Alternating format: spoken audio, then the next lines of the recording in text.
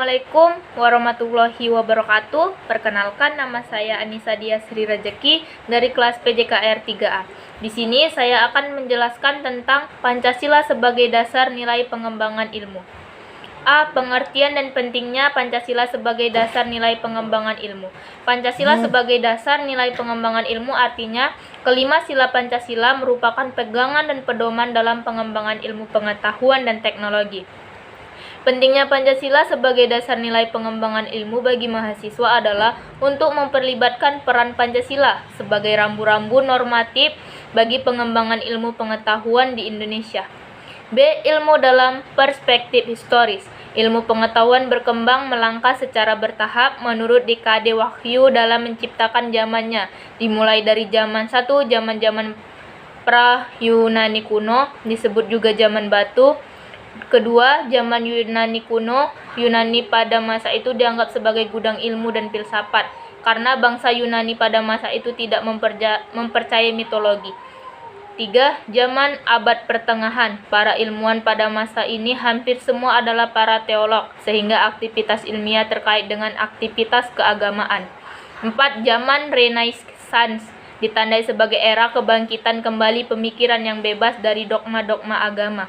5. Zaman modern. Ditandai dengan berbagai penemuan dalam bidang ilmiah. 6. Zaman komputer. C. Pengertian dan ciri-ciri ilmu.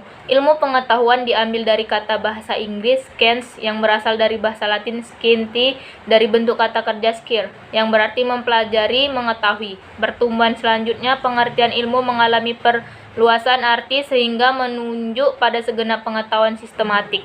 Ilmu harus diusahakan dengan aktivitas manusia.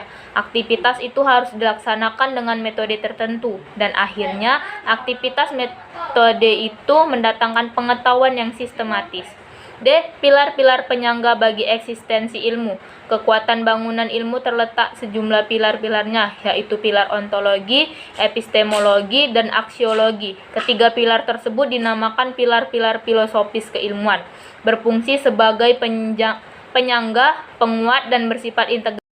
F. Pancasila sebagai dasar nilai dalam strategi pengembangan ilmu dan teknologi. Hal pertama yang terkait dengan kedudukan Pancasila sebagai landasan kebijakan pengembangan ilmu pengetahuan mencakup 5 hal sebagai berikut. 1. Bahwa pengembangan ilmu pengetahuan harus menghormati keyakinan religius. 2. Ilmu pengetahuan ditujukan bagi pengembangan kemanusiaan.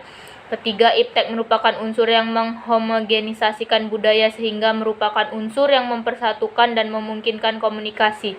4. Prinsip demokrasi akan menuntut bahwa penguasaan iptek itu harus merata ke semua masyarakat. 5. Kesenjangan dalam penguasaan iptek harus dipersempit terus-menerus sehingga semakin merata.